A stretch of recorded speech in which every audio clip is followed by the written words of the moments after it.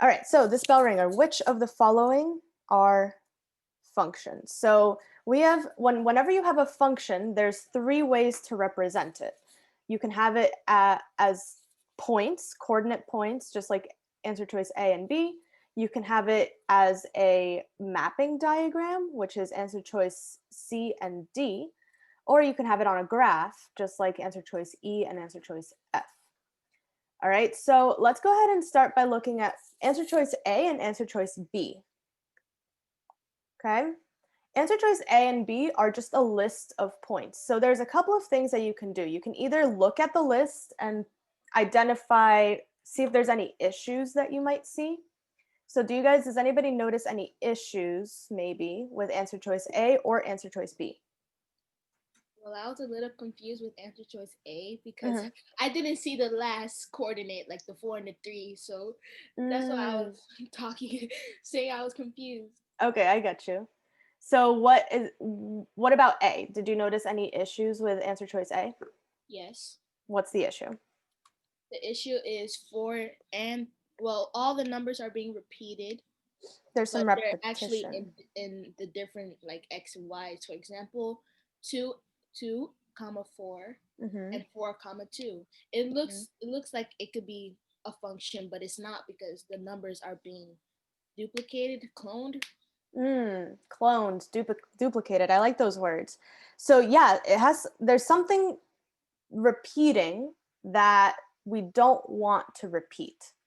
So this is where we have to make sure we understand what it is that can't repeat. And what I can do, something that might be helpful whenever you have a list of points, just like this one, you can do a couple of things. You can turn it into a table. So I love tables because they organize, and I'm a very organized person. And in math, a lot of times you have to be organized in order to understand the information a little bit better. So here, if I just put these into a table, it would be 2 comma 4, 4 comma 2, 3 comma 4, and 4 comma 3. So I can kind of look at it that way. And now what is very obvious that repeats that shouldn't be repeating? The 4. The So 4, yeah. on the X side. On the X side, exactly. So you always, when you have a table like this one, you want to look at the X values, just the X values. You don't, the Y values don't really matter when you're trying to figure out if it's a function. You're just going to look at the X values and then see if any numbers are repeating. And sure enough, we notice that there's 2 4s. They repeat. Okay, so that makes this not a function. So we don't want repeating X values. Wait, so we always look at the X side instead of the Y? Yes, always look at the X, the inputs, because we don't want any repeating X values. That's what matters. So notice how on the Y side, there's also a repetition, right? On the Y side, you also have, let me fix this, hold on, 4 comma 2, 3 comma 4. Okay, on the Y side, you also have the 4s repeating as well. But that doesn't actually matter to us. What matters is the X values, okay? So that's what it is. Questions on that? Cool. Now, do we have any weirdness going on in answer choice B? Any repeating X values? No. No. Yeah, this one looks fine to me. So we've got 3 comma 13, 2 comma 12, 4 comma 14, and 6 comma 16. And when you look at the X column, we've got no repetition. We're good to go. This one is a function. Okay, so function versus no function.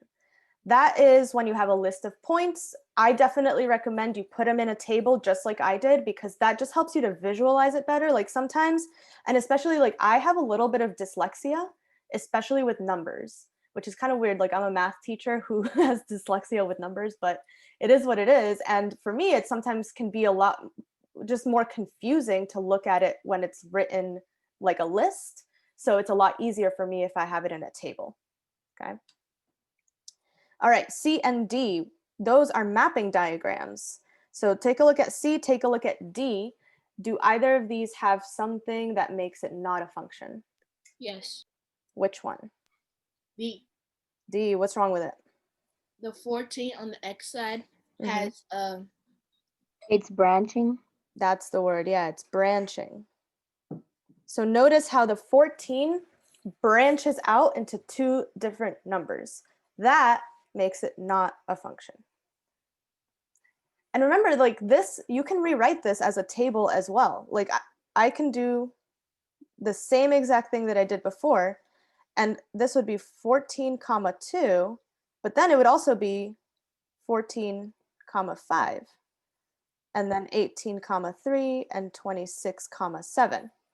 So if you're not really sure which one if this would be a function or not, again, you can always put it into a table and visualize it that way. And then you can clearly see that you have a repeating value, branching out.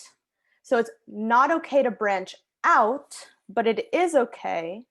For example, in answer choice C, what's going on that looks like it might be bad, but it's actually fine. What's happening there? when the arrows, like you get confused with the arrows because it looks like it's branching, but it's not really. Right. Oh, This and- isn't. My bad. I'm sorry. No, you're good. This isn't branching. What is this? It's not branching out. It's what?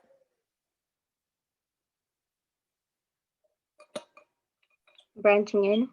Yeah, it's kind of branching in. It's like they're coming together on the 8. And that's fine. Because again, if I put this into a table, this would be 2 comma 8, 4 comma 6, 8 comma 16, and 16 comma 8. And when you look just at the x values, there is no repetition. The only repetition happened on the y side, and that's okay. All right, so when you have mapping diagrams, you look for anything that's branching out.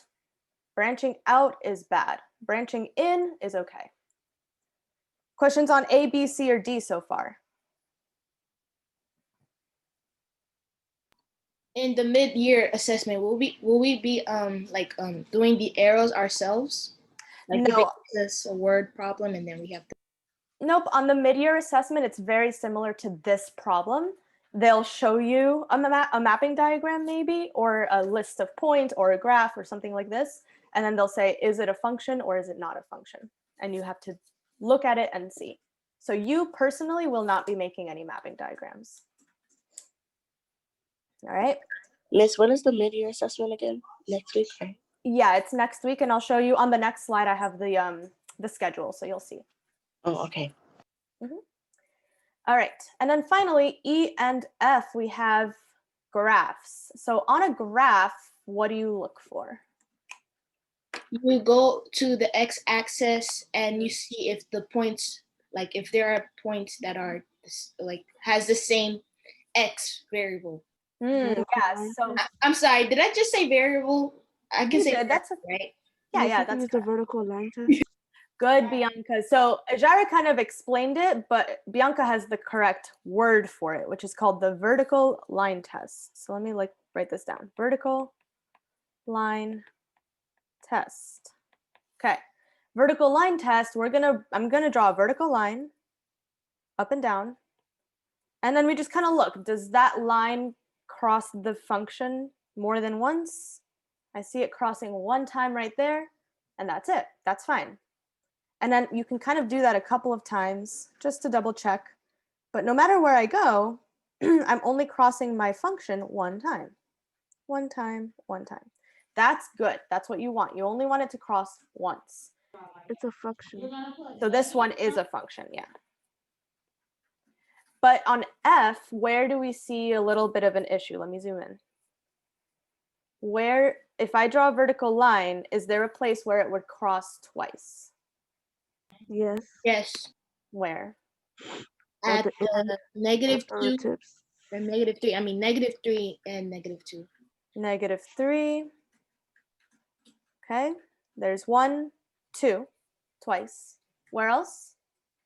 At the 3 and The 3. 1.5 1.5. It looks like 1.5 on the y-axis. Okay, there's the 3 at the 3. Ijira, be careful because 1.5 is over here. I'm talking about the x values. Oh, I'm sorry. So I it's was not looking at the at the one. y. Yeah, you got to look at the x values. So where is that third place?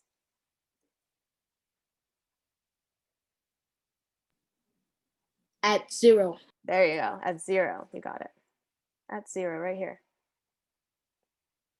Crosses twice. Now, you might see this. I don't think you will because I already saw the mid-year assessment and I'm pretty sure you will not see this, but sometimes you do see this, so it's good to show it. Sometimes you might have a graph that looks very similar to this one, but instead of, notice how these dots are closed dots. Sometimes you'll see it with like an open dot like this. So it might kind of look like this. Open dot, open dot. Think about it. If I draw a vertical line, it's going to pass through an open dot and a closed dot. So how many times is that actually passing through my function? Once. Yeah, just once, because an open circle, you can think about it, an open circle is like a hole. Like you just go straight through the hole, it doesn't technically count. So if you see an open circle, okay, that doesn't count as part of the function. So in this case, it's only crossing one time. Same thing here. This would only be crossing one time, and this one would only be crossing one time. So Wait, is it like the solid and the dashed lines? it's very similar. I was just going to ask that, Ijira. Good point. Yeah, remember when we were graphing inequalities, solid line counts as part of the solution, but a dashed line is, it's like you would fall right through it, so it doesn't count. So if option F looked like this would be a function. This one would be a function. However, I kind of drew that myself. So in actuality, this is not a function because in the original problem, it crosses more than once. So this one is not a function. Okay, so this one would not be a function. The other one would. So the answer choices were B, C, and E. B, C, and E. Okay, so what we're going to do today, if you weren't so sure about this bell ringer, I am going to review all of it again, as well as some other things to do with functions that we've learned. And then, like I said, tomorrow, you guys are going to do some practice problems independently based on topic 2. So do I have any questions at this point before I begin?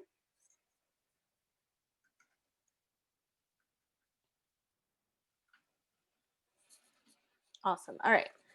So here is our calendar for December. If you guys would like to go ahead and take a picture of this, take a screenshot of this on your phone or your computer.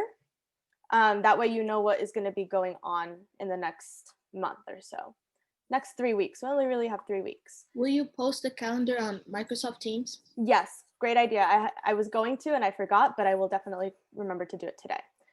So here, today, we're doing topic 2. Tomorrow, again, topic 2. The reason I'm doing it 2 days for topic 2 and 2 days for topic 1 is because we learned those things a long time ago.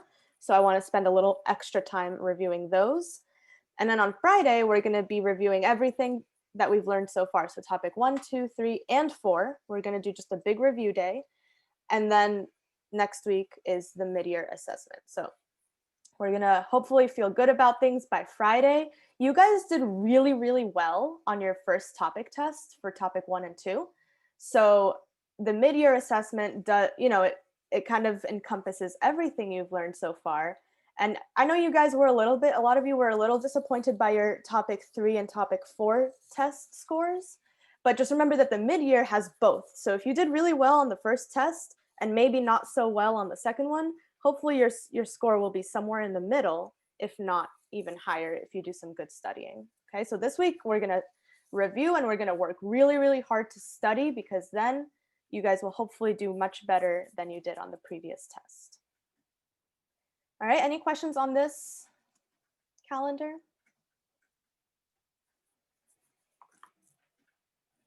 Okay, let's go ahead and get started.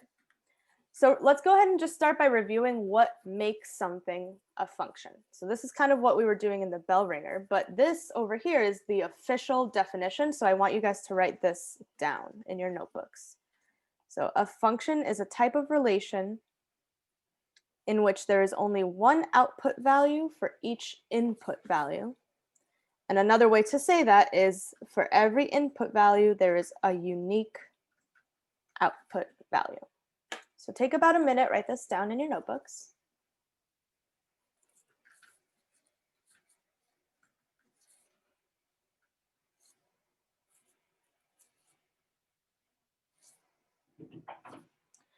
And yes, I know that you probably have this written somewhere in your notebook in the past, but I'm asking you to write it again because I always say this, writing helps you to memorize.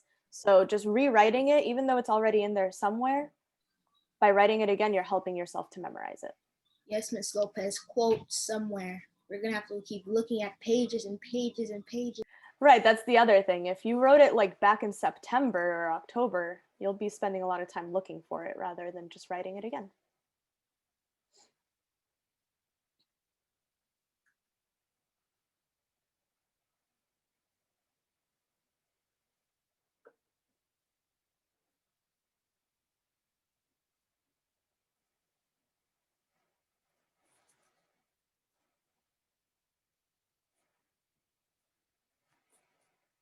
All right, and as you finish writing, let's actually one more time just talk about the 3 different ways that you might see a function written down. So functions can be represented on tables, graphs, and mapping diagrams. And sometimes you'll also see it as coordinate points.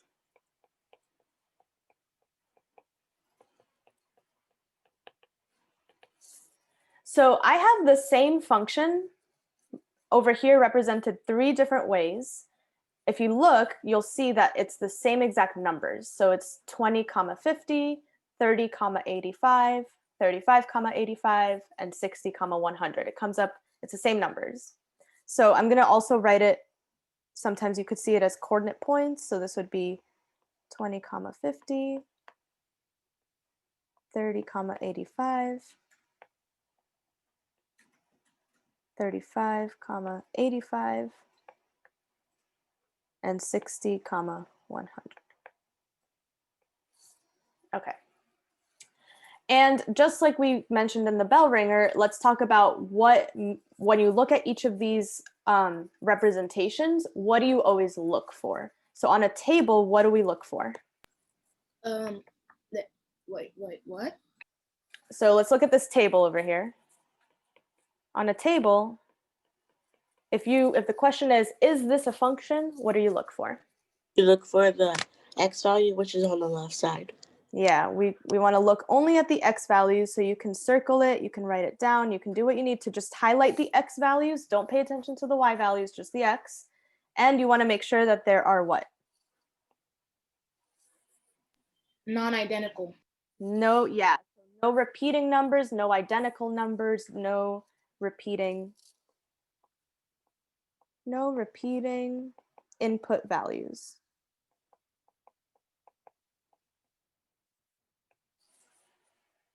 All right, that's a table. What about on a graph? It's way harder on a graph because, like, if you see the points and if you're not looking correctly, for example, there's 2 dots, you might think that it's not a function because, like, I don't know, it's by each other. Okay, so we see these 2 dots right here, and you might think that that looks a little bit sketchy, right? But what is that test called that we always use? Vertical. Vertical line test. And vertical lines go which direction? Up and down or left to right? Up and down. Up and down, right? So we look, okay, I'm going to make a vertical line over here, vertical line over there, over here. Do any of these vertical lines cross twice? No. No, each of them only touches 1 point. So there's 2 ways to think about it on a graph. One way is to do the vertical line test. So it has to pass the vertical line test, which this does. Can anyone remember a different way to visualize it when I've said it before a different way? You want to make sure that there's no parts of the graph that are located where? Stacking. Yeah, like you want to make sure that they're not stacking on top of each other. So you can either think about it with the vertical line test or make sure that there is no stacking. So here, none of those points are stacked up on top of each other, so we're good to go. And then finally on a mapping diagram, what is that thing we look for? Branching out. Branching. Branching. So we want to make sure that there's no branching out. There is branching in. Oops. Yeah, there is branching in this example, but that's okay. So no branching. Miss, can you like explain like the branching in and branching So out? miss, if Yeah. like the 20 was branching to the 85 Mhm. and the 50, it would not be a function. Exactly. So for example, so I'm going to answer RL's question using Bianca's example. So Bianca said, okay, what if this 20 was going to the 50 as well as the 85? So that would be branching out because the 20 branches out to both the 50 and the 85. So that's branching out. Which number is branching in? 85. 85. Notice how for the 85, there's an arrow coming from the 35 and an arrow coming from the 30. So the 30 and the 35 branch in to the 85. Okay, so branching in is fine because that doesn't repeat any x values, any input values. This is fine. What would not be fine, branching out, which is what Bianca was saying. So if there's a number like if it did this, that would not be a function anymore. Do you understand that difference now, RL? Branching out versus branching in. Yes. Awesome. Okay. So all three of these, obviously they're all representing the same numbers, so we know for sure that this is a function because it checks out each time. And I put the coordinate points down there. Remember, when you have a list of coordinate points, just like this one, you can basically treat it like a table. It follows the same rules as a table. You don't want any repeating input values. Okay, questions on this?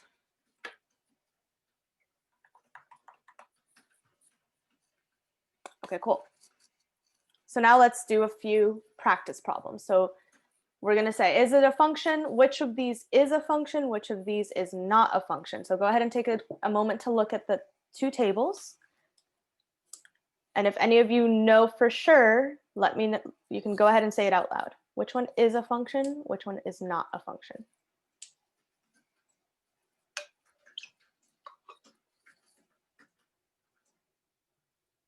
Table A is a function.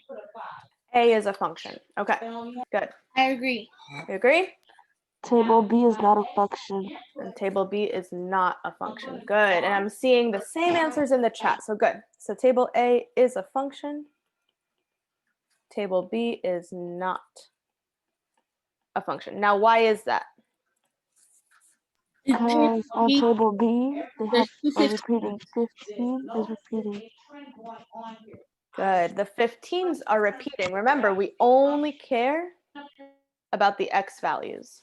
I don't care about the y values. I only care about the x values. So on table B, you can tell it's not a function because those 15s are repeating. Table A, No number is repeating. no numbers are repeating within the x column. So this is where you just have to make sure you don't get it confused. Because in table A, some numbers are repeating, like here, the 15 and the 8 come up twice, but those were, like, if you only look down the x column, no repeating numbers exist. That's what matters. Questions on this? Cool. All right, what about a diagram? Take a look. Which one is not? Diagram A is a function while diagram B is not a function. Good. Diagram A is a function. Diagram B, not a function. Okay, what's wrong with these? Or with B? Diagram B is branching out to 6 and 8, Good. and it's branching out to 2. The 5 is branching out to 2 and 4. Perfect. So 11 branches out to 6 and 8. 5 branches out to 2 and 4. There's a lot of branching out. Okay, but diagram A, is there any branching out? Oh, No, but there's branching in. There is a little bit of branching in, so these two branch in, and remember that that's okay. So we're good. Questions on this one? Awesome. Those of you who are in school right now, I can kind of hear Miss Brown in the background, and it sounds like she's teaching the same thing. Is that right? yes. That's funny. Okay. All right, ordered pairs. When we have a list of ordered pairs, which by the way, some of you guys were confused by this word. Ordered pairs is the same thing as coordinate points. So if you see those two, they mean the same thing. It just means that they're listing all those points. All right, so here, is this a function or is this not a function? This is a function. This is, I see Anaya agrees. This is, Alyssa agrees. This is, Samantha agrees. Awesome, yes, this is a Wait, function. Ms. Lopez, why did you circle ordered pairs? Oh, because I don't remember when this was. It might have been on the first topic test. I had a few students asking me what that meant. And I just wanted to point out that ordered pairs means the same thing as coordinate points. So if you've seen the word ordered pairs and you didn't know what it meant, that's just when you have a list of coordinate points, just like this. So yes, this is a function because why is it a function? How do we know it is? There is no repeating in X. Good. No No, repeating X values. perfect. No repeating X values. Okay, we've got a 1, 2, 4, 6, 12. And if it, like me, you prefer to see things on a table, you could quickly write it down on a table, 1, 2, 2, 3, 4, 5, 6, 7, and 12, 13. And then you can check and you can notice that there's no repeating X values. That's all we care about. All right. And finally, a graph. So which of these is a function? Which of these is not a function? Graph A is not a function. Graph A is not a function. Good. What do you notice about graph A? Because when you go to 2, not 3, on the x-axis, if you make a vertical line, it's gonna touch it like 3 times. Yeah, perfect. So if I draw that vertical line down on 2, I'm noticing it crosses once, twice, 3 times. That's bad. So it's stacking up on itself. All right, and then I see, okay, Jeffrey says it in the chat. C is also not a function. Why is C also not a function? Because when you go on 8, it stacks up. Yeah, at the 8, everything else is fine, but when you get to the 8, it does stack up. Okay, what about B? Graph B. It is. It is saying it is. A function. Yeah, good. Graph B is. Miss, is there such thing as a horizontal line? Nope. Horizontal line test is not a thing. Only vertical line test. Okay. All right. And then, yeah, graph B is a function because no matter where you look, either way, it never stacks on top of itself. It always passes the vertical line test no matter where you are. So in every location I try, it works. It only crosses it one time. Once, once, once. This is good. This is the only one that is a function. Questions about the graph? Make sure when you have one like graph C can be tricky because it's like okay, that looks fine, that looks fine, that looks fine, this looks fine, that looks fine. They all look like it's going to be fine until you get to the last set of points. So you really have to test every single section to make sure. All right, so that was everything about what makes something a function and not a function. So do I have any remaining questions on how you can tell if it is a function or not a function?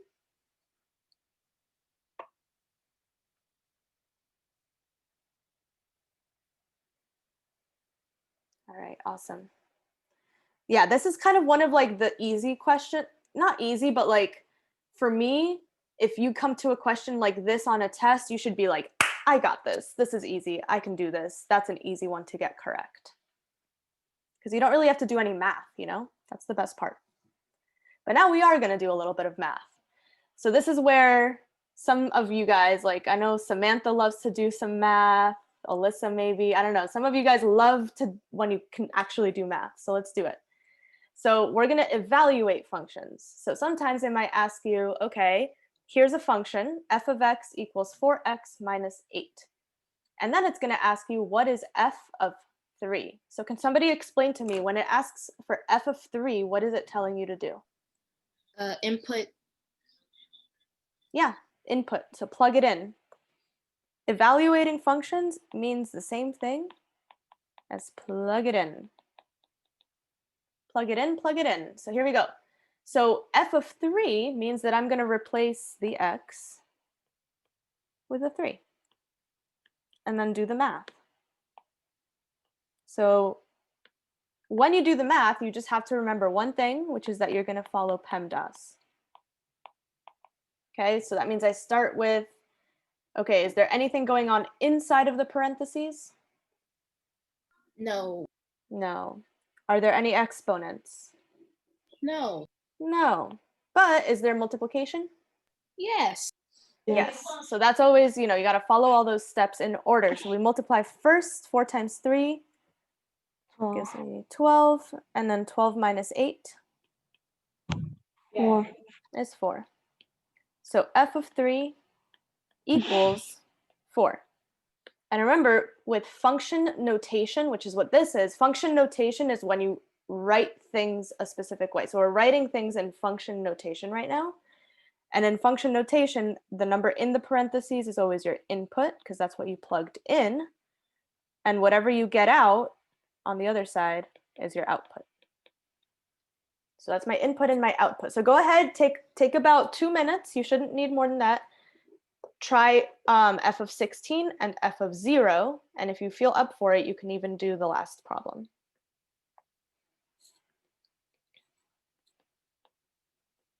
Miss, I think we did this already. We have, yeah, we did this the same exact problem a while ago. So that's why we're reviewing it today.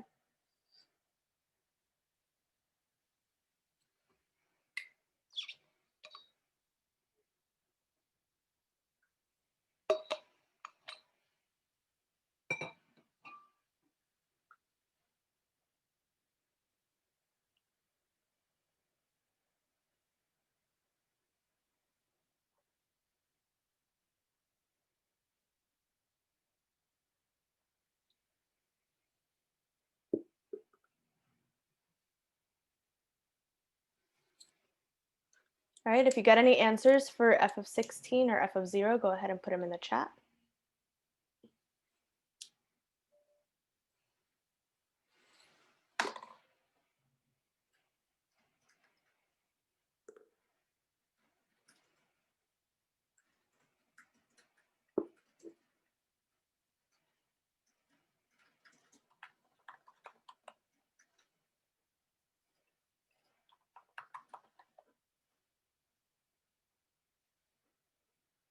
Good job, guys. All of you guys are answering too fast, so I can't reply to everybody because everybody got it right. All right, so with f of 16, what do we get? F of 16 equals?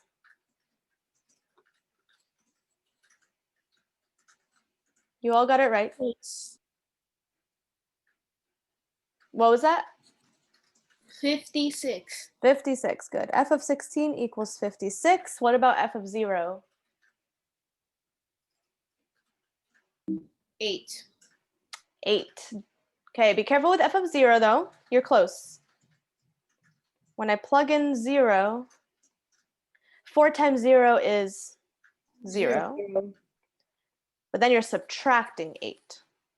So what's 0 minus 8? -8. Negative 8, yeah. Negative 8. So f of 0 equals negative 8. Because that minus sign from the 8, when you say 4x minus 8, you kind of treat it like a negative at the end of the day. So it's negative 8.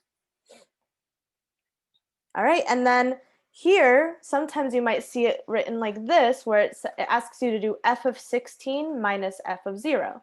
So what am I subtracting when I need to do f of 16 minus f of 0?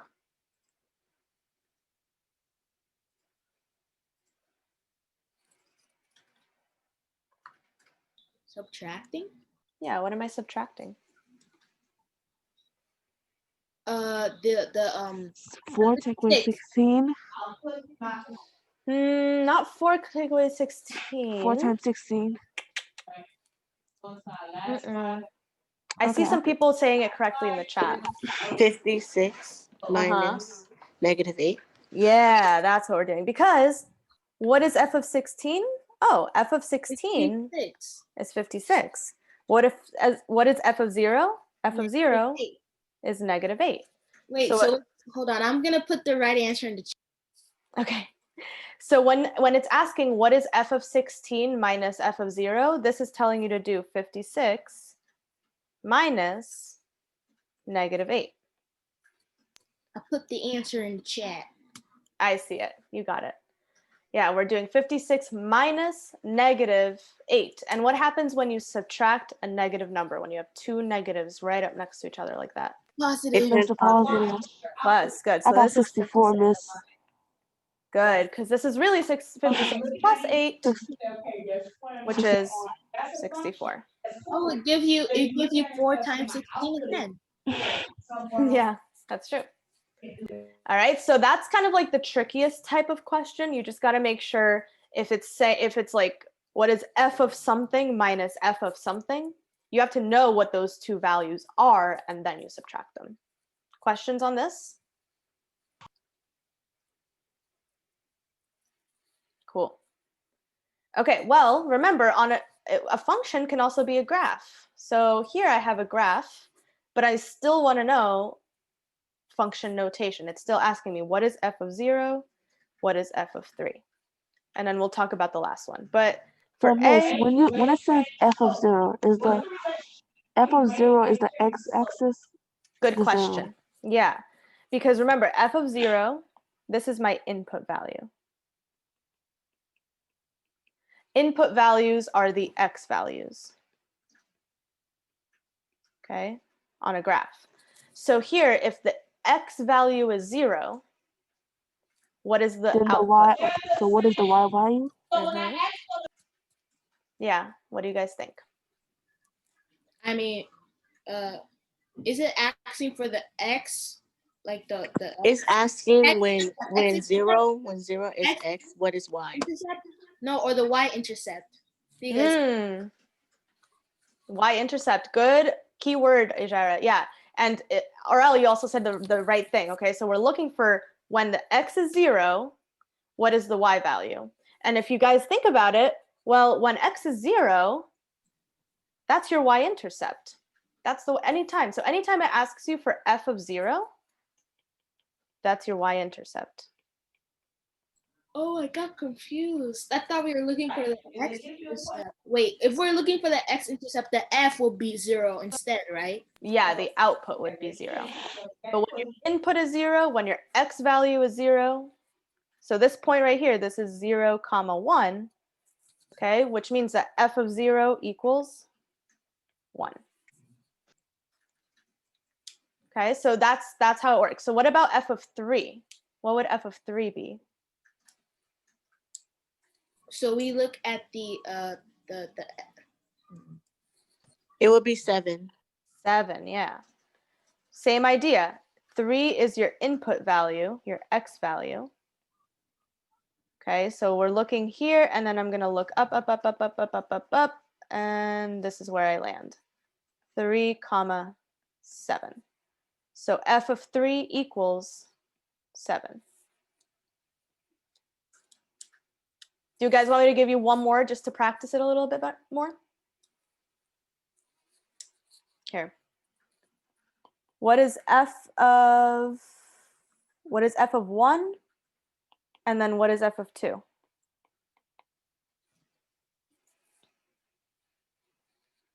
F of 1 is 2. F of 1 is 2. F of 2 is 4. And f of 2 is 4. Exactly. So same idea. 1 comma 2 and 2 comma 4. Okay, so when your input is 1, your output is 2. When your input is 2, your output is 4. This is sort of like looking for the slope. It's a little bit like, yeah, I would say it's similar, We're but not actually looking for the slope. yeah, right now it's just yeah. Okay, now I have one more question here, but be very careful with this one. This one is asking, what is the value of x for which f of x equals 4? So is 4 the input value or is 4 the output value? I will. Good, Jeffrey put it in the chat. 4 would be my output value.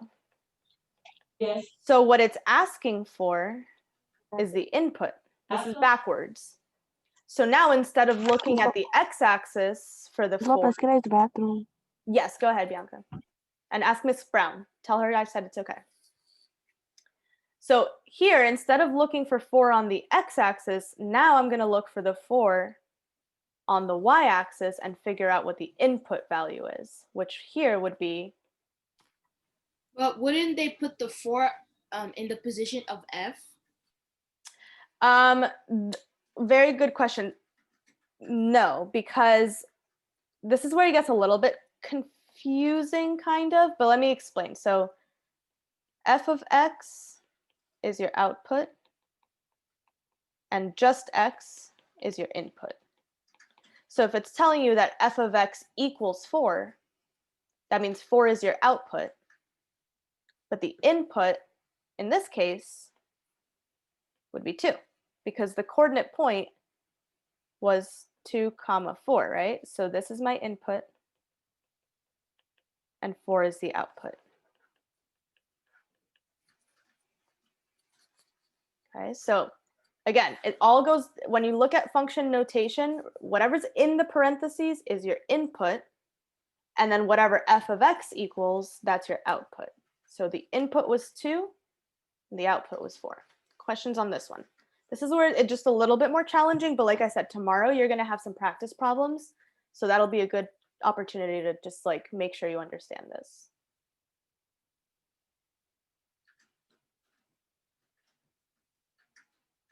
So for answers, or for problem C, the answer would be x equals 2. Okay. So now let's just look at what we've done. We evaluated functions when it basically just asks you what is f of 3, what is f of 16, what is f of 0. You just plug it in. We did the same thing, but on a graph. Well, now we're going to do the same thing on a word problem. So sometimes you'll get a word problem that has a function in it, and then you have to evaluate it by reading carefully, and you have to know, am I going to plug things in? When am I going to plug in? And then make sure you follow PEMDAS. There's a lot of steps. So would anyone like to read this word problem for us? I'll read. Go ahead, Ajara.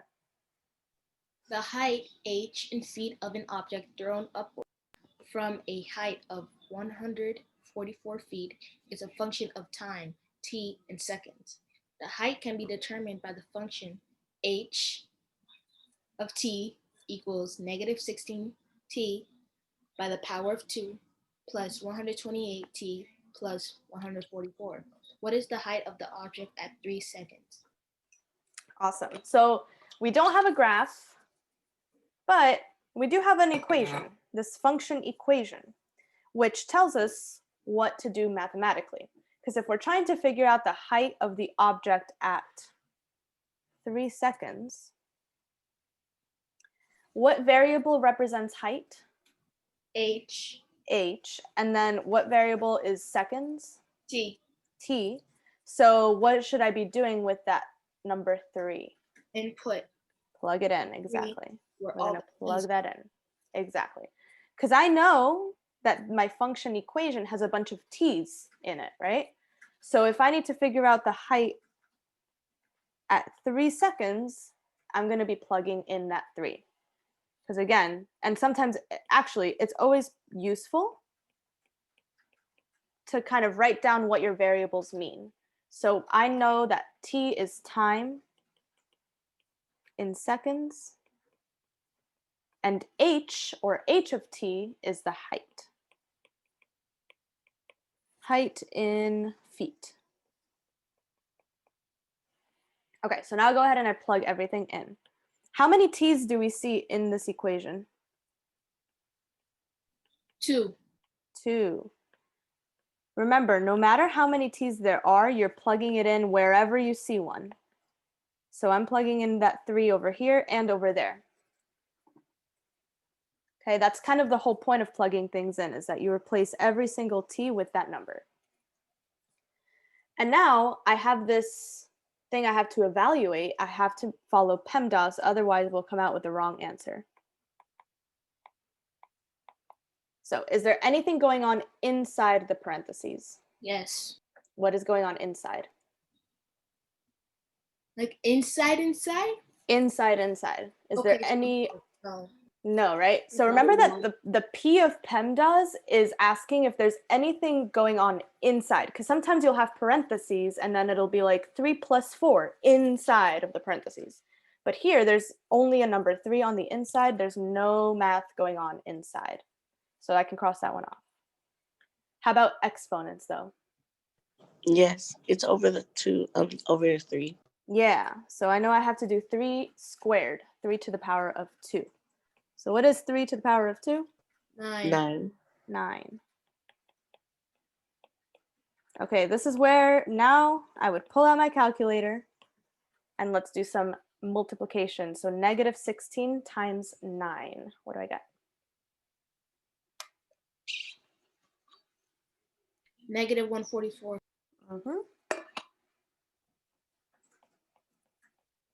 128 times 3.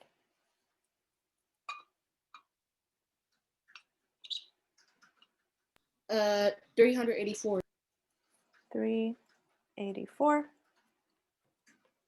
And then 144. Okay, now we're adding everything together. What do we end up with? 384. 384. What's something that you notice that can make that a little bit easier to do? The negative 144. Yeah, there's a negative 144 and a positive 144. And whenever you have, whenever you have a negative and a positive of the same value, they always cancel out. So you could do it, you could do all the math in your calculator, you could plug everything in, that's fine. But at the end of the day, you end up with just 384. So h of 3 equals 384. Now, what does that actually mean? What does the 3 represent and what does the 384 represent? The 3 represents the seconds. Mm-hmm. The object in height is thrown upward. Mm-hmm.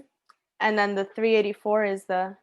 384 is the maximum height that the object is thrown up for. Well, we don't know if it's the maximum height, but I do know that it is the height after how many seconds? 3 seconds. After 3 seconds, exactly. So at 3 seconds, that object was 384 feet in the air. Would read the question carefully. At that time, at that moment, is the object higher than when it started or lower than when it started? Higher, because it started at 144. Yeah, this is like, you can picture like a little guy over here on like a balcony or something, and he has a ball, and this is 144 feet, and he throws it up, and then it comes down. Starting point. Yeah, so the ball must be somewhere up here, somewhere higher up than where he started. All right, questions on this one? Those of you who like to do math and like to just plug in numbers and do the math, these questions are awesome for you because that it's just very like you just do it and you get it done. Not too much. You just have to make sure you're following the steps carefully. Alrighty. Okay. So now we're going to move on to domain and range. And I think, let me just check the time. Yeah, we'll be fine. So we're going to do domain and range. So domain and range are two more keywords that you definitely need to know. So please go ahead and take a minute to write these down in your notebooks. The domain is all the possible inputs of a relation. The range is all the possible outputs of a relation. And remember that relation, relation pretty much, a function is a relation. So you can replace this with the word function and it still means the same thing.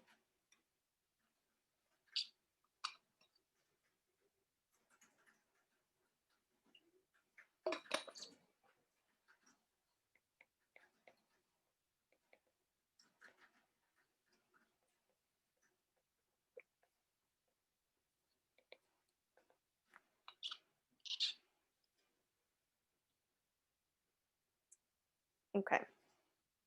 Now, this graph, I just remembered, is a little bit silly because it doesn't have any numbers on the y value. So let me just pretend, just to make our lives easier, that this is 100.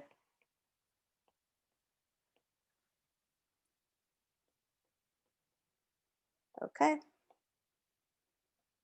Okay. So we have domain. Domain is all the possible input values. So am I looking at the x values or the y values? X. Yeah, domain is my x values. So let's take a look at this graph. This graph, what is the lowest possible x value that this graph goes to? 4. 4. It starts at the 4. This is my lowest x value. Which one is the highest x value that it goes to? 13. 13. 13, exactly. So it goes from 4 to 13 on the x-axis. Okay, so my domain, I'm going to show you guys two ways to write it. Does anybody remember, I'm sure some of you do, how to write it as an inequality? 4 Mm-hmm. less than 13. Close. You're on the right track. There's something in between though.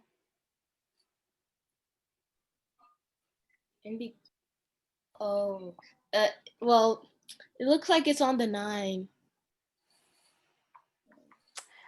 There's something in between which is not a number. Miss, isn't it like 4 less than x less than 13? Yeah, that's what it is. So this is how you write it using an inequality. Okay, you basically pick the lowest value, pick the highest value, and then the inequality will always be The middle like value. the middle is the x. Okay, so the x goes in between. So 4 is less than or equal to x is less than or equal to 13. Why is it less than or equal to?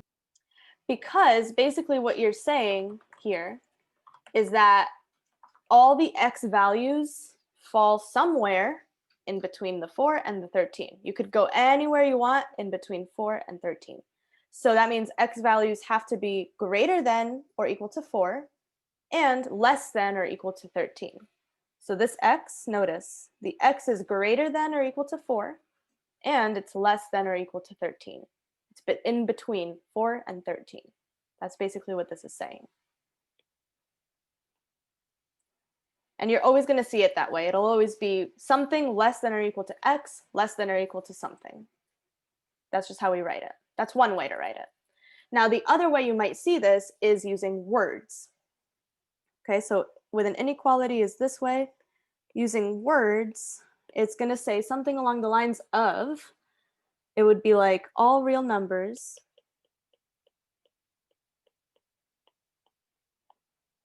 from 4 to 13.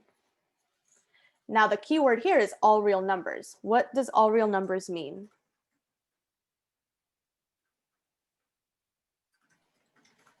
It means like percentages and like, Yeah, give me some examples. What counts as a real number? All real numbers. So percentages, which are decimals. Yeah, decimals. What else?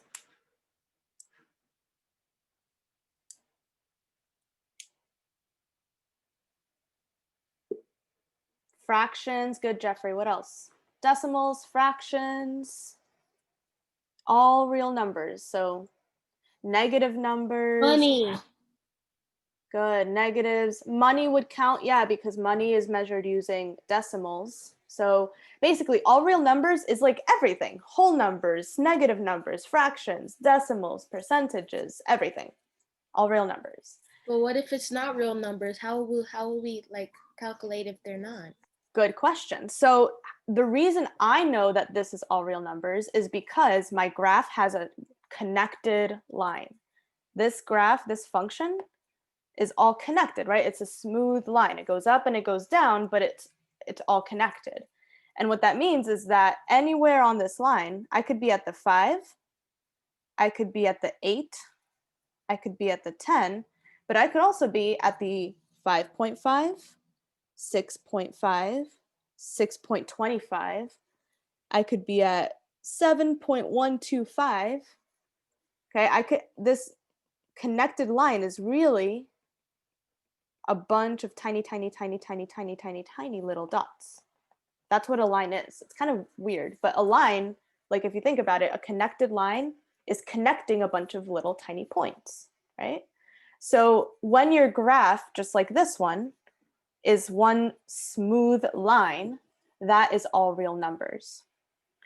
However, let me show you an example of something that is not all real numbers. This one.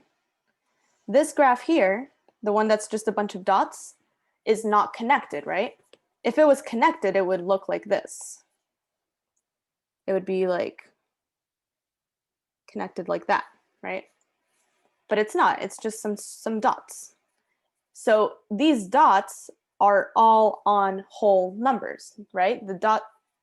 This one is on the 20, this one is on 30, this one's on the 35, and this one's on the 60. So these would not be all real numbers. This would be just whole numbers. Does that kind of make sense? Yes. Okay.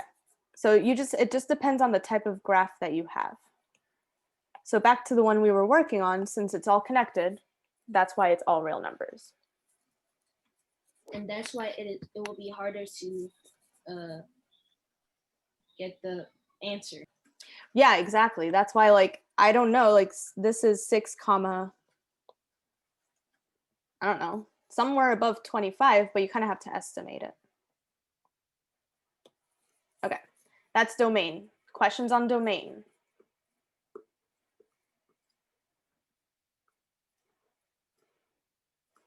All right, what about range? Let's look at the range. So if domain is all the x values, range would be all of the Y values. y values. Good. Okay, so now let's look at the y values. Remember that with y values, now I'm looking on the y-axis. So what is the lowest number that this function touches on the y-axis? 0. 0, yeah. Now it's not touching the y-axis, I know that. But if it's kind of like you just have to look at how high does the mountain go, how low does that mountain go? So the lowest value is 0, and what's the highest value? 100. 100. So it goes from 0 to 100. Now, does it skip any numbers? Are there any dots? No. No, it touches everything from 0 to 100. So what that means is that the range, can anybody write it for me as an inequality?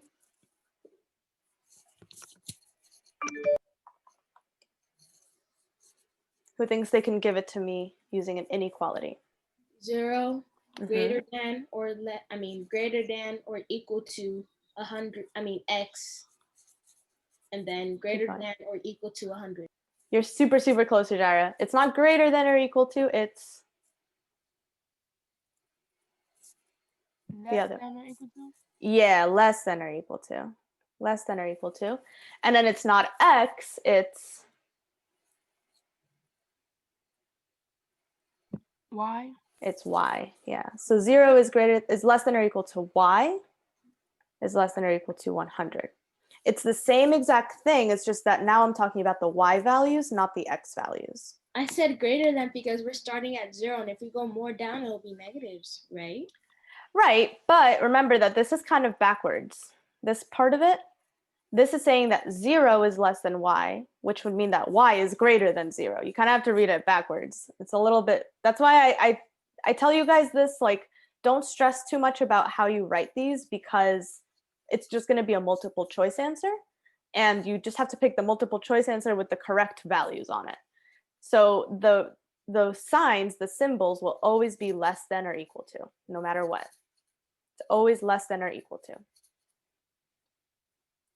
Alrighty, so that's the inequality. And then using words, can anybody tell me what that would be? All real numbers from 0 to 100. Exactly. All real numbers from 0 to 100. Exactly, just like that. Any questions? This is kind of one of the toughest, I would say, or kind of like, it's hard to visualize it, but most of the time, I think actually all of the time, this is going to be a multiple choice answer, and you can always try to use process of elimination to figure out the correct answer.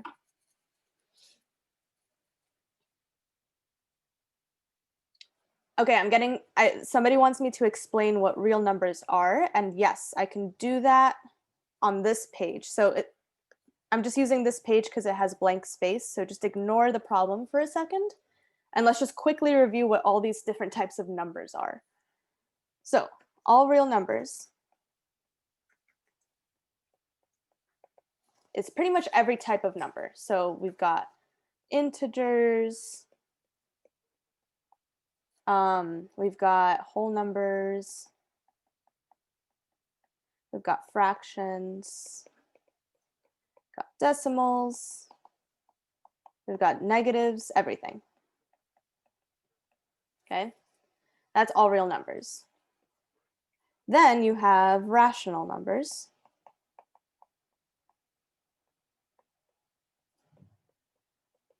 Rational numbers is anything that can be written as a fraction. So what's an example of something that can be written as a fraction? 1/2, good. 1/2, what else? 0.3, yeah, because 0.3 is 1/3.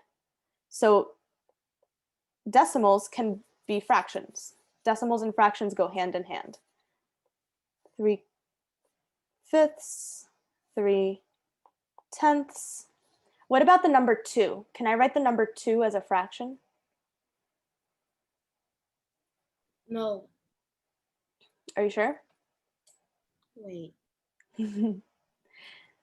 If I wanted to write the number 2 as a fraction, I would write it as 2 over Oh, 2 over 1. 1. Yeah, so whole numbers count as fractions.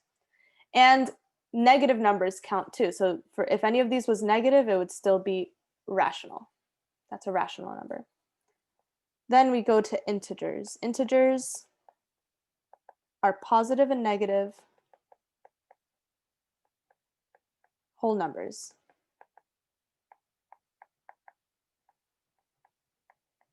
So is a fraction a whole number? No. No. So this is where it's very precise. Integers can only be whole numbers, but they can be positive or negative. So give me some examples.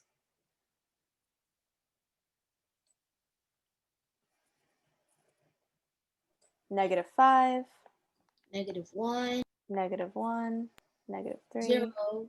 0, 0 counts.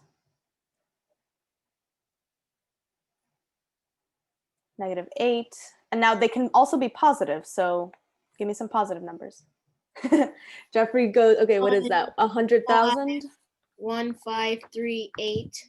100,000, 5, 10, yeah, any of those numbers, whole numbers that are positive or negative. And then finally, this is the last category, it's just whole numbers, which are just your positives, your positive counting numbers. Sorry, my handwriting is really messy right now. So with whole numbers, it's just 1, 2, 3, 4, 5, 6, anything that's positive and whole. But 0 does not count. That's the only thing. Okay, so that's kind of the 4 definitions of like the types of numbers you have to know about. Do I have any remaining questions on what they mean?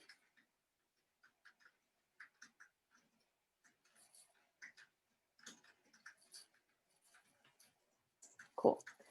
So now I'm going to leave this off to the side. I'm going to leave that there. And let's actually do the problem on this page. So let me go ahead and read it. The number of miles a car can be driven depends on the number of gallons of gas in the tank. The function m equals 25g models a situation in which a car gets 25 miles per gallon. If the gas tank holds 20 gallons of gas, which inequality represents the range? Okay, so sometimes you'll get a word problem and it's going to ask you, what is the range? And we know that the range is all of the possible Y values or output values, exactly. But in order to know what the output is, we have to kind of think which of these values is the input and which of these is the output. And let's actually think about this like realistically. In the real world, if you're driving a car and I'm talking, there's 2 things that this problem talks about. What are the 2 values that we're talking about here? miles and gallons. Miles, yeah. Miles and gallons of gas. So if you're driving a car in the real world, what is going to be the input and what is going to be the output? The miles or the gallons? I believe the gallons will be. I think the gallon's gonna be the input. Gallons would be the input, yeah, because the amount of miles that you can drive your car depends on how much gas is in the tank. So you put in the gas and you get out miles or mileage.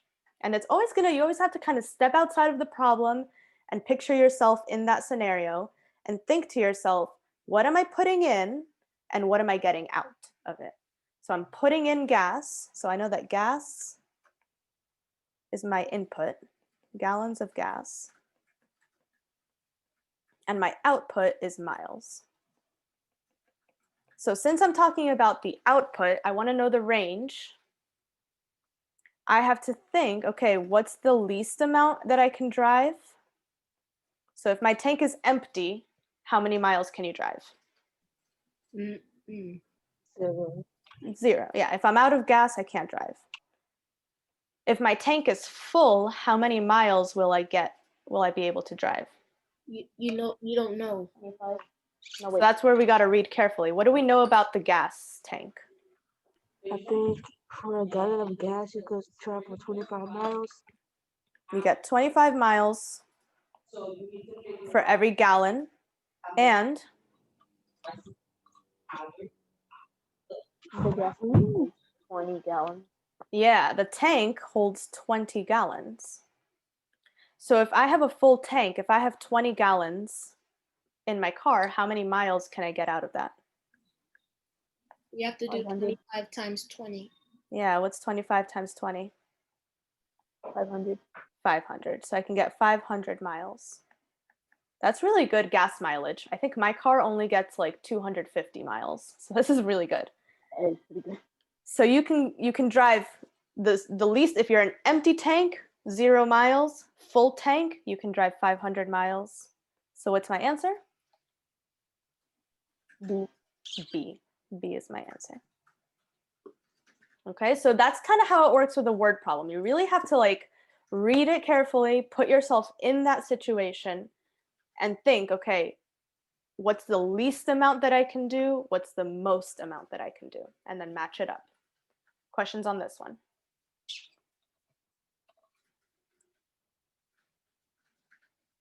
Now, the range is 0 to 500. Would that be all real numbers from 0 to 500, or would it be all integers from 0 to 500? Real Real numbers. numbers. All real numbers, because we're talking about miles, and I could have 1 mile, 2 miles, 3 miles, but I could also have 1.5 miles, 1.6 miles, 1.7 miles. So that would be all real numbers. Okay. Any other questions?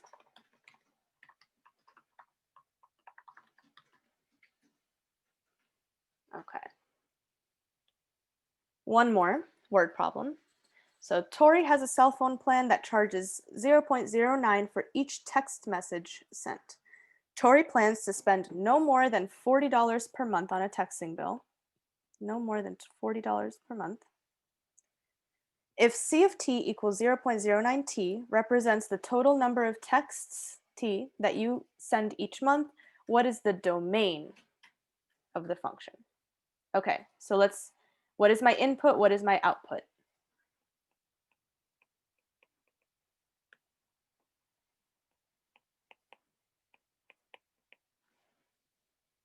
Look at the variables. What do the variables mean?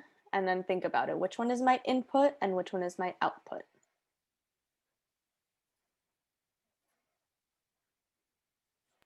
The input is t, the output is 40. So the input is t. What does t represent? The number of texts. Number of texts. Number of text messages that she sends. The output, you're on the right track. The output is not necessarily 40. The output, more generally, what does the output actually represent? Less than 40. 40 or less. 40 what is what I'm asking. Each month? Yeah, for what are the units? Is Dollars. dollars, yeah. So that's kind of what I'm asking. So the output is how much money it costs. Okay, so the charge, C of t. The charge. Money. Okay. Okay. So now we want to know the domain, and the domain is all the possible input values. Okay.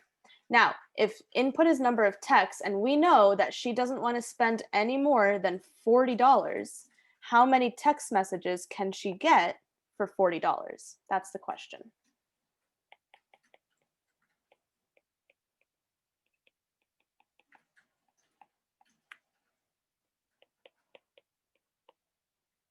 So each text is 9 cents. How many texts can she possibly get for $40?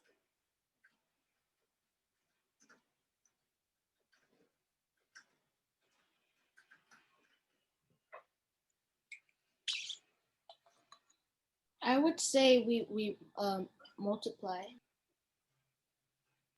What would you multiply by? 0.09. Mm-hmm. So try that out. What do you get?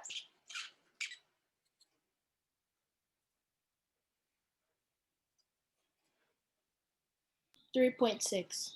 3.6. Does that sound realistic? That she could only send 3.6 texts? Well, no, because we're talking about text. Mm-hmm. So maybe instead of multiplying, what can you try? Subtraction? Maybe think the opposite. What's the opposite of multiplication? Addition. Of multiplication, opposite. Oh, Division. division. Division, yeah. Try dividing. What do you get? 444.44.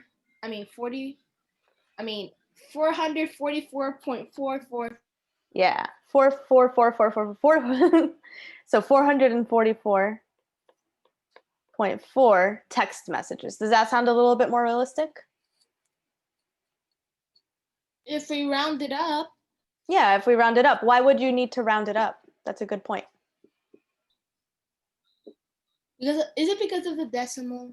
Yeah, can I send a decimal of a text message? No. No. 445. So we can round it, and we're actually going to round, this would not round up, this would have to round down, because if it rounded up, what decimal would it have to be? A 5. It would have to be a 5, but we have 44.4, so that tells me I need to round down. So this is 444 text messages. That's her maximum amount. So the domain, remember, domain is from the least amount to the greatest amount. So what's the least amount of texts that she could have? 44.4. The least amount.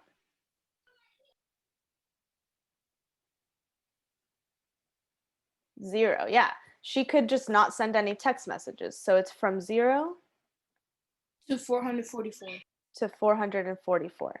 But the question is, would this be all real numbers? Would it be integers? Would it be whole numbers? What would it be?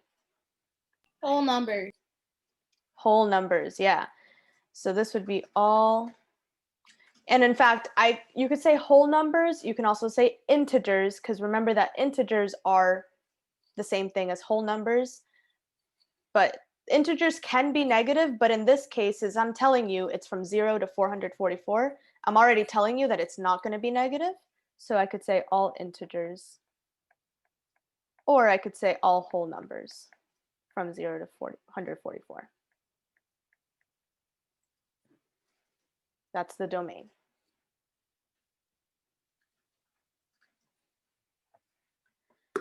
Okay.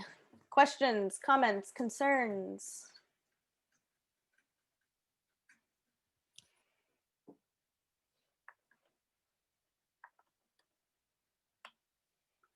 Okay.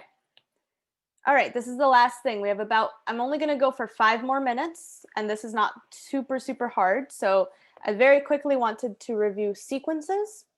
So remember that sequences are just a list of numbers that follow a pattern. Okay, so here I have this list, 7, 10, 13, 16, and 19. And that list is following a pattern. And whenever you have a sequence, the first thing you always want to do is you want to take your list and put it into a table. So I'm going to put this list into a quick little table. 7, 10, 13, 16, and 19. Remember that this is n and f of n. And what values, who remembers, what values do I put in for my inputs whenever you have a sequence? 1, 2, like that. Yep. 1, 2. Whole numbers. Whole numbers. Yeah, exactly. Okay. And this is where this is very mathematical, okay? So once you've set up your table, all you're going to do is you're going to pick a number, any number from the table. So let's say I pick 3 and 13, and you're going to test it out for each of the answer choices. So for example, let's look at answer choice A. I'm going to test this out. I'm going to plug in a 3, and I should get 13. Let's see if I do. 3 times 3 is 9. 9 plus 7. Is that 13 or is that something else? 16. That's 16. So this was wrong because it's not giving me the correct output. I want it to be 13. So I know answer choice A is wrong. Now I go on to check answer choice B. Same idea. I'm going to plug in 3. Okay, 3 times 3 is 9. And 4 plus 9, that's 13. That worked out. That's how I know that's my answer. This is why I didn't want to spend too much time, because it's pretty simple. So the only thing that you have to remember with sequences is to set up that table, just like I did, and then try out all the different answer choices until you find the one that works. So let's just do one more.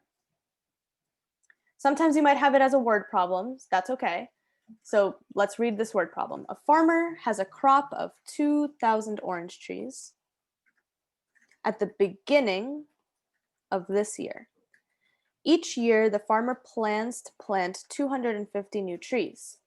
Assuming all of the trees from one year live on to the next, which explicit formula can be used to determine the total number of orange trees on the nth year? Okay, so even though it's a word problem, I can still set up a table because it tells me what those numbers are going to be. The first year, how many trees are there? 1,000. 250. The first year, read again. 2,000. Yeah, he starts with 2,000. And every year after that, it adds how much? 250. 250. So how many is it going to be on the second year? 2,250. 2,250. And so on. This would be 2,500. And then this would be 2,750. And it just keeps going and following that pattern. And now we're just going to, again, pick a point. Let's do this one. And test it out. So I'm going to test it out with answer choice A. Here, I'm doing A of 2. I'm plugging in a 2. So this would be 2,250 plus 250 times 2 minus 1. What is 2 minus 1?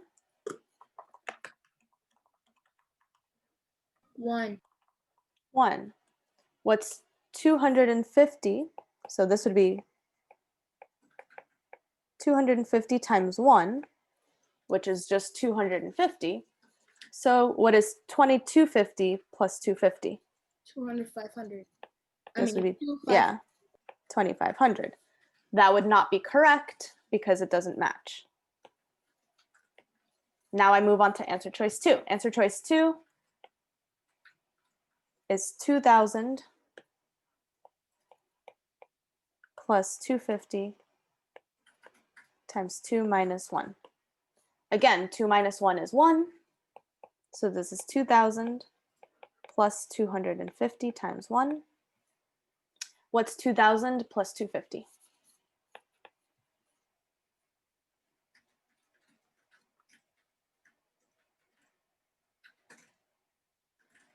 Does this work out?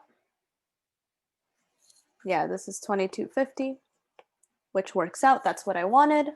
So this would be my answer. So that's why, sequences are very similar to what we've been doing with linear functions a lot of the time. So it doesn't take too much math. You just kind of have to test each point and check it out and see if it works. All right, we're kind of running out of time. So let me just quickly explain your homework. There was only one problem left. That's fine. Okay, your homework this week is not going to be on Khan Academy. It's going to be on Microsoft Teams, okay? So later today, it should upload around like 4, I think. And it's going to be kind of like it's going to look like it's a quiz, but it's a homework assignment. And it's graded, okay? So the homework assignment has 12 questions, and I know that that's a lot. So I'm giving you guys all the way until Thursday at midnight. And what I suggest is that you do like 4 questions tonight, 4 questions on Tuesday, 4 questions on Wednesday, and then you're done. So don't try to do it all at once because that's kind of long. Try to do it a little bit at a time. Okay, so that's due on Thursday at midnight. Go ahead and write it down, take a screenshot so you remember. And like I said, I'm going to post it on Teams a little bit later today. All right, any questions?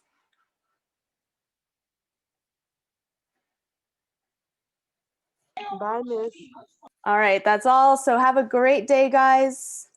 Have a great rest of your days. I won't see you tomorrow, but I'm going to post what you should be doing tomorrow on Teams. So just check Teams a little bit later today, and you'll see what you have to do. If you have any questions, you can stay. If you're good to go, you can go. Have a nice day, Ms. Lopez. See you on Have a Wednesday. nice day. Bye. Bye, Miss Lopez.